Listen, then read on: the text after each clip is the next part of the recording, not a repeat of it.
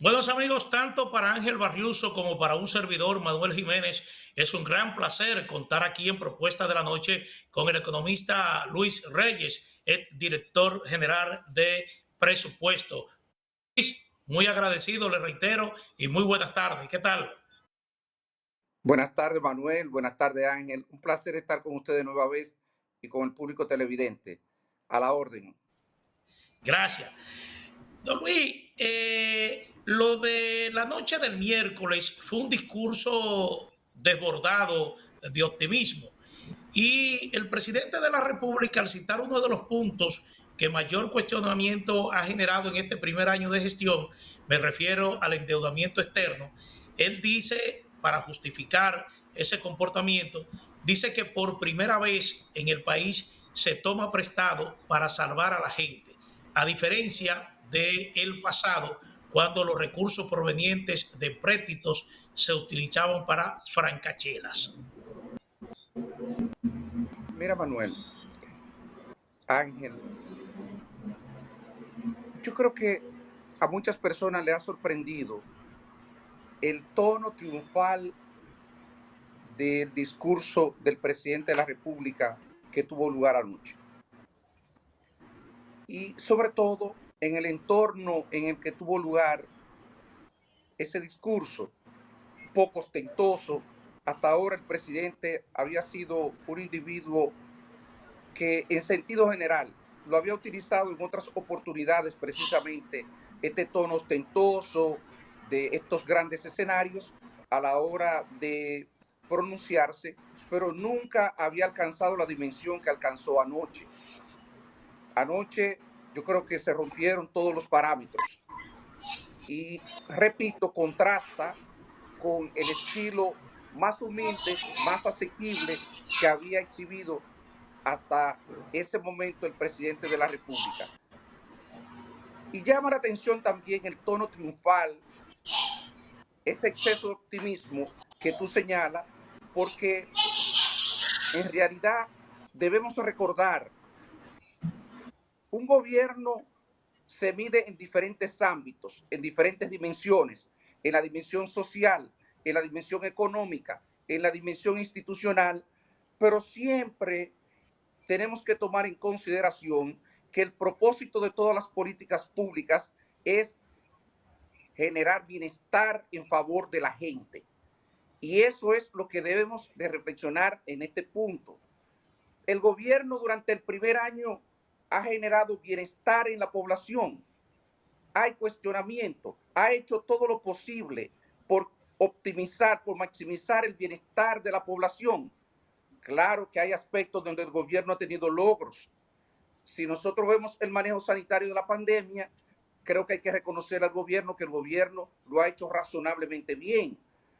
Y creo que aspectos como el manejo de la recuperación económica, donde también se le puede reconocer cierto crédito al gobierno, pero uno puede cuestionar y decir, desde el punto de vista del gobierno central, ¿qué ha hecho el gobierno en términos de políticas públicas para mejorar el bienestar de las personas?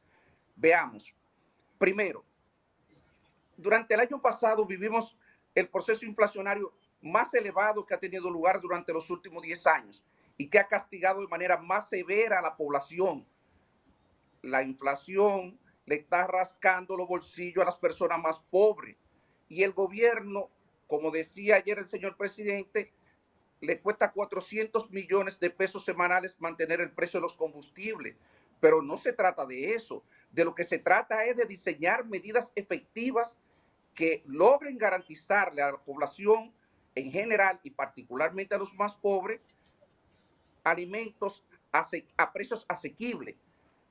No es posible que el pollo se mantenga en esos precios. No es posible que la carne de cerdo haya seguido aumentando de precio. Todos sabemos que el plátano se vendió a precios récord y uno se pregunta, ¿por qué ocurre eso aquí y otros países de la región que han sufrido de manera, han tenido impacto similar por las mismas causas de los aumentos de los commodities en los mercados internacionales? ¿Por qué ellos no han sufrido el efecto inflacionario que ha sufrido la República Dominicana? entonces hay lugar a un cuestionamiento del gobierno en el sentido de si realmente el gobierno diseñó una política efectiva orientada a darle respuesta a esa preocupación que tanto afecta la calidad de vida, el bienestar de las personas. Pero más aún, por eso yo digo, ¿por qué ese tono tan triunfal? ¿Por qué ese tono de excesivo optimismo? Sí, nosotros vemos que todavía la economía no ha terminado de recuperarse y tenemos niveles de desempleo importantes. Y esos niveles de desempleo importantes, uno se pregunta, ¿cuál ha sido la política activa, la iniciativa del gobierno orientada a combatir el desempleo? ¿Cuál? Si el gobierno ha tenido dificultad para ejecutar el gasto de capital, que es lo que dinamiza la economía y dinamiza la recuperación del empleo. Uno se pregunta, pero por Dios, todavía hay más de 100,000 personas que están desempleadas con relación a los niveles que prevalecieron antes de la crisis. Entonces, reitero, ¿por qué ese exceso de optimismo? ¿Por qué? Esa es la pregunta que uno trata de buscarle respuesta cuando observa la intervención de anoche y entonces dice, no, aquí hay alguna disonancia entre esta reacción y lo que es la realidad que estamos viviendo, que no es catastrófica, pero no es tampoco para que nosotros salgamos a celebrar, porque sería una falta de sensibilidad con la población en general, pero particularmente, reitero, con los más pobres. Yo creo que el gobierno, en este caso, le hace falta una buena dosis de sensibilidad social. Si hubiese tenido una dosis de mayor sensibilidad social, creo que no hubiese tenido una intervención como la que se produjo en el día de anoche. Seguimos viendo, uno dice, pero el tema no es solamente la inflación, el tema no es solamente que no tuvo la iniciativa para activar un proceso de recuperación de puestos de trabajo, los trabajos que se perdieron como resultado de la pandemia, es que tiene un problema severo de ejecución del gasto de capital. Al día de hoy, el gobierno solamente ha podido ejecutar 26-27% del total de gasto que tenía programado para todo el año en el presupuesto general del gobierno. Entonces, yo me pregunto, y le pregunto al público televidente, pero por Dios, no puede alegarse realizaciones si no se ejecuta el gasto. No puede alegarse realizaciones si no se ejecuta el gasto. Y el gobierno debería de reflexionar sobre estas cosas. No puede hablarse de 400 obras cuando se va a ejecutar un nivel de gasto de capital, un nivel de gasto de inversión que va a ser el más bajo de las últimas décadas por mucho. Entonces, yo creo que esos son los temas que movernos a reflexión. Y uno se pregunta, de nuevo, pero por Dios, se ha erosionado el ingreso como resultado de la inflación. El salario, cuando uno ve las estadísticas de la masa salarial y del salario promedio por trabajador, es menor en este año que el salario el promedio que hubo previo a la crisis. O sea, todavía no se ha recuperado y al mismo tiempo ese salario se ha erosionado por el efecto de la inflación. Y además de eso tenemos personas desempleadas. Entonces, por Dios, con un cúmulo de problemas como este, ¿cómo es que vamos a celebrar? ¿Cómo es que vamos a celebrar? ¿O es que nos olvidamos que el propósito de las políticas públicas es impactar la calidad de vida, el bienestar de las personas? Y podemos caer todavía en el tema de la construcción de las obras. Y uno dice 400 obras. Bien, solamente faltó un solo elemento. Ahí, puntualizar, la mayor parte de esas obras son obras heredadas de la pasada administración. Y ahí se cuentan, comienzo por la provincia de Duarte, la circunvalación, el hospital de la provincia de Duarte, el hospital de Bonao, la circunvalación de Baní, de Asua y no sé cuántas obras más. Si hiciéramos un cotejo, de las obras que mencionó el presidente de la República y la que encontró en fase avanzada, que en un momento él tuvo el gesto de reconocer cuando inauguró el hospital Luis Eduardo Aybar, él reconoció que ese hospital había encontrado un 75% concluido, y yo creo que eso lo enalteció en ese momento, y anoche le faltó ese detalle, decir, muchas de estas obras la encontré en una fase adelantada. Entonces, si aún con Sí. esas obras que ya estaban contratadas, porque esas obras no se han modificado, si esas obras ya estaban en fase que solamente había que relanzarla, el gobierno ha tenido dificultad para ejecutar el gasto de capital, imagínense lo que puede ocurrir con las obras nuevas que va a empezar. Entonces, esas son las cosas que a uno le mueven a preocupación cuando reflexiona sobre el tema del discurso del presidente de la República que tuvo lugar anoche. Bueno, ¿cuál está la dificultad en poder ejecutar el gasto de capital? Lo que uno Él pregunta presume que es, cuál es la dificultad en poder ejecutar el gasto de inversión, pregunta Barrios.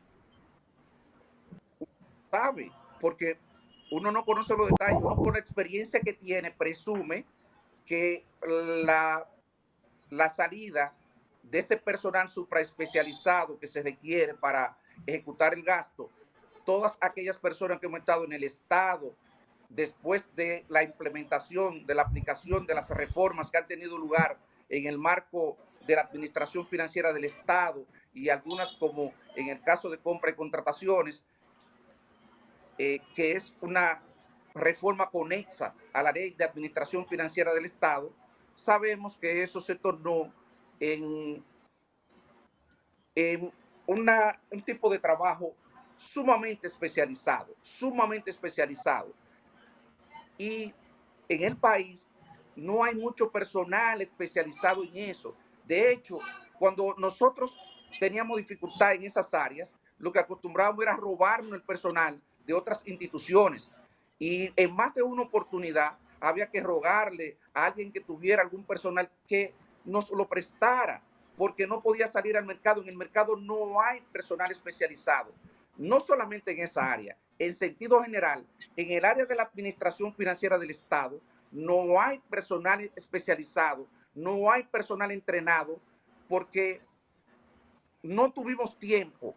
Nosotros nos dedicamos, en el caso, por ejemplo, de la Dirección General de Presupuesto, para que la gente tenga una idea, cuando vamos a hacer una reforma o vamos a hacer una modificación, uno tiene que coger todas las instituciones del Estado, y cuando digo todas las instituciones, incluye desde los distritos municipales, los ayuntamientos, que son casi 400, más las instituciones del gobierno central, más las instituciones autónomas, y pónganse a pensar lo que es entrenar el gerente financiero de un distrito municipal de la frontera, que hay que traerlo a Santo Domingo, que a veces el distrito municipal no tiene ni con qué darle uso. Y entonces, en aras de impulsar la reforma, lo que hacía en este caso la Dirección General de Presupuesto era que le pagaba los viáticos para que él pudiera venir a Santo Domingo a entrenarse, o pasarnos semanas, meses, dando viaje hacia esas instituciones para entrenarlo y darle seguimiento.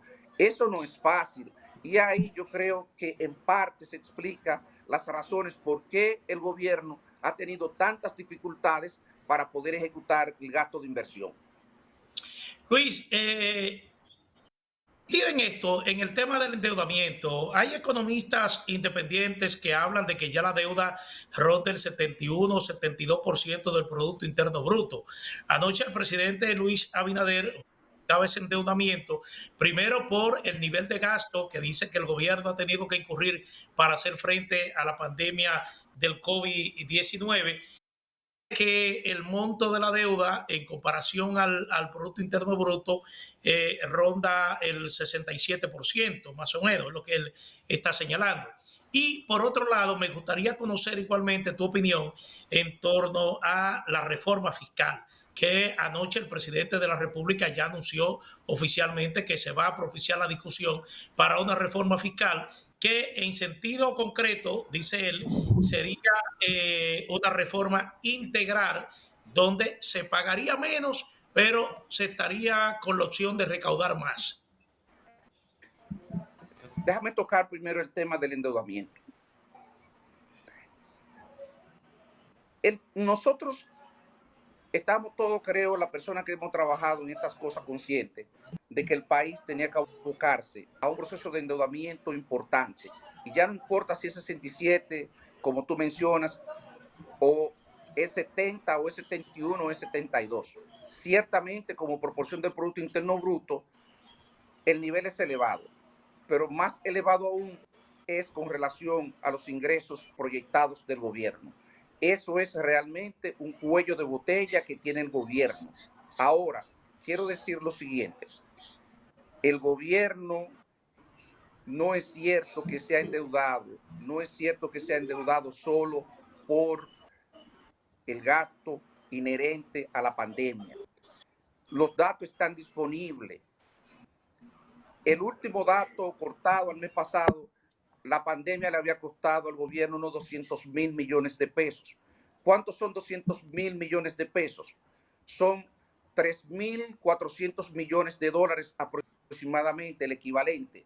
¿Cuánto se ha endeudado el gobierno en términos netos? Es decir, los desembolsos que ha recibido el gobierno menos la amortización de deuda, los pagos de deuda que ha hecho el gobierno. Ese es el concepto de neto.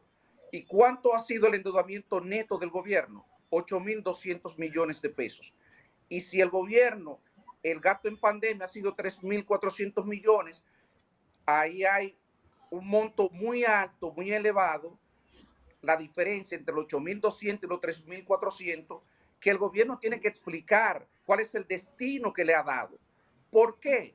Porque si el gasto de inversión solamente son 32,000 millones, 70,000 millones, 1.200 millones de pesos, 1.300 millones de pesos a la fecha, entonces usted le suma eso a la pandemia, a los gastos que ha incurrido el gobierno para enfrentar la pandemia, y aún así hay muchos recursos que no tienen explicación, y el gobierno debería de dedicarse a explicar en qué está gastando esos recursos, porque eso deslegitima el gobierno para lo que usted me plantea desde el punto de vista de la reforma fiscal.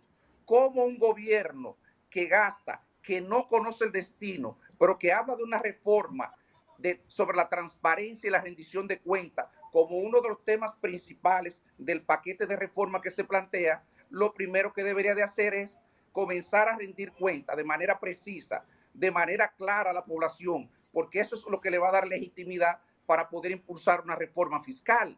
Porque si no se gasta bien, ¿cómo nosotros vamos a poder pedirle a una población que se está rascando los bolsillos como resultado de la inflación, como resultado del desempleo, le vamos a pedir también que nos consienta una reforma? Esas son las cosas que me parecen que resultan inconsistentes en todo esta parafernalia que se ha montado de ayer acá. Y oigo, incluso cuando veo la publicidad que hacen los propios funcionarios del gobierno, ministros, un gobierno que criticó tanto el problema del gasto en publicidad, que de manera reiterativa y de manera exacerbada criticaba muchísimo el gobierno, y ahora hace alarde de un gasto en publicidad que no se corresponde. Y peor aún, porque leí en el día de hoy una declaración de uno de los ministros donde decía que eso había sido pagado por el sector privado. Y uno dice, pero por Dios, peor si fue pagado por el sector privado, porque a uno le queda, yo creo que este gobierno de verdad le hace falta identidad. Uno a veces se pregunta, pero este es un gobierno que, como dicen en la voz del presidente, está comprometido con los más pobres, o realmente se corresponde con los intereses de otros sectores. Y ese es el tema. Yo creo que le falta identidad, pero le falta identidad en términos de políticas. Eso no es un tema mediático, eso es algo que se mide. Eso es algo que vamos y sencillamente hay que ver si la población ya está en una fase, por lo menos, que se haya recuperado los avatares de la pandemia. Yo creo que ese es el Sí, tema. Y ahí es donde hay que mostrar solidaridad. Ahí es donde tenemos que enfatizar todos. Y deberíamos de enfatizar gobierno, oposición y toda la ciudadanía. Yo creo que ese es el discurso que es aglutinador. Yo creo que ahí en ese tono es que deberíamos de nosotros plantearnos los problemas y discutirlos. sí. Don Barry. Bueno, me gustaría saber, Luis, la condición de este director de presupuesto. El gobierno ha estado diciendo que tiene recaudaciones, y, y a entender, y más a veces de los ahorros que ha logrado en distintas instituciones, reducción de los gastos internos. ¿Cuánto hay en realidad de todo esto? Mira, buena pregunta, Ángel. El gobierno confunde el concepto de ahorro con el concepto de reasignación del gasto. El gasto corriente del gobierno, las últimas cifras disponibles, creo que al 6 de agosto, al 6 del presente mes, el gasto corriente había aumentado un 12%. Entonces, si el gasto corriente ha aumentado un 12% con relación al año pasado, en el gasto corriente no puede haber ahorro.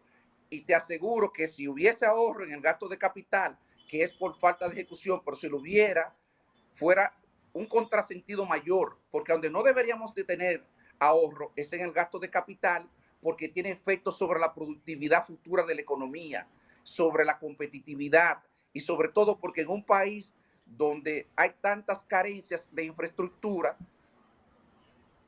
sería casi un pecado que no se ejecutara el gasto de capital en su totalidad. Entonces, no hay tal gasto, no hay tal ahorro, no hay ahorro. Reasignar recursos de una partida a otra no es ahorro. Ahorro es lo que yo no ejecuto a final de año. Eso es lo que es ahorro. Lo que yo no ejecuto, pero no por incapacidad, como en el caso del gasto de capital. Lo que yo no ejecuto porque siento que es gasto superfluo, que la administración lo puede ahorrar para contribuir a mejorar la calidad del gasto. Si yo creo que en una situación de crisis no debo de hacer fiestas porque realmente la población, perdón, para ser solidario con la población se decide que hay que cortar todo lo que es el financiamiento del ocio, que muchas veces se promueve desde el gobierno como una forma de agradar a los empleados. Bueno, en ese caso eso es ahorro y usted no lo ejecuta. Y usted, aunque esos recursos no puede incorporarlo necesariamente el año siguiente, pero sí se reconoce que es un ahorro porque en el nivel de déficit, en el balance de las cuentas fiscales, va a aparecer un resultado más favorable como resultado de esa acción que usted adoptó. Entonces, Luis, no hay tales ahorros, reitero, eso no es ahorro, eso es reasignar recursos de una partida a otra, pero no, reitero, ahorro. sí. Bueno, no podemos concluir el programa sin comentar precisamente un anuncio que se hace en la tarde de este jueves, y es que el ministro de Hacienda está informando que el gobierno compró las acciones de PDVSA en la refinería dominicana de petróleo, una inversión de 88.14 millones de dólares. Hablan de una participación del grupo, pero no se explica realmente en qué consiste esta participación. ¿Cómo entiendes tú esta operación? Bueno, lo primero es que una operación de esa naturaleza, de un gobierno que acaba de anunciar una reforma fiscal en el día de ayer, uno esperaría que si usted tiene necesidades y eso no parece algo imperativo, porque si es imperativo, el gobierno debió de anunciarlo de manera conjunta y decir, mire, ante esta circunstancia, nosotros nos vemos compelidos a tener que hacer esta operación. Podría ser, pero el gobierno no ha dado la explicación correspondiente. Y entonces uno se pregunta, si eso no era algo imperativo, un gobierno que tiene necesidad de ir a una reforma fiscal, un gobierno que se le ha ido la mano en el gasto corriente, entonces que eso de alguna manera lo descalifica para impulsar una reforma fiscal, ¿cómo puede decidir que va a adquirir, que me imagino que se va a endeudar porque los recursos no lo tiene, se va a endeudar por 88 millones de dólares adicionales para seguir incrementando el nivel de deuda que ya lo referimos anteriormente, que decíamos que era elevado y que además de eso había sido un nivel de endeudamiento que tenía un componente que no tenía explicación, Entonces, pero al mismo tiempo estamos hablando de que el gobierno está reclamando que vaya una reforma de transparencia en lo que tiene que ver con todo lo relacionado con el ámbito público. Entonces, comencemos por ahí, comencemos por explicarle a la población cuál es el motivo que impulsa al gobierno a hacer esta operación. Y al mismo tiempo, habría que explicarle a la población cuál es la participación que tiene el sector privado. Recuerdo que en una administración pasada se adquirieron esas acciones, pero eso se hizo una operación de gobierno a gobierno. ¿Qué motivó que ahora hubiese que involucrar? ¿Qué costó al gobierno la participación del sector privado en ese momento? ¿Por qué no se hizo público de inmediato los términos del acuerdo que se llegó? Esas son las cosas que quedan sobre la mesa y que yo creo que no ayudan para nada al gobierno, porque exactamente contradicen todo lo que dijeron ayer, lo que propusieron que iban a hacer. Sí, llegamos al final. El tiempo en televisión yo siempre he dicho que es un dictador. Así que muchísimas gracias por su exposición aquí en Propuesta de la Noche. Siempre muy agradecido y sabe que las puertas de este espacio siempre están abiertas para usted. Muy agradecido. Muchas gracias a ustedes por la invitación. Bueno, señores, hemos tenido a Luis Reyes, economista, director general de presupuesto. Así es que Ángel Barriuso, un servidor, Manuel Jiménez, como siempre, agradecido de su sintonía y los invitamos para que estén con nosotros de lunes a viernes de 6 a 7 de la noche por Digital 15. Buenas noches.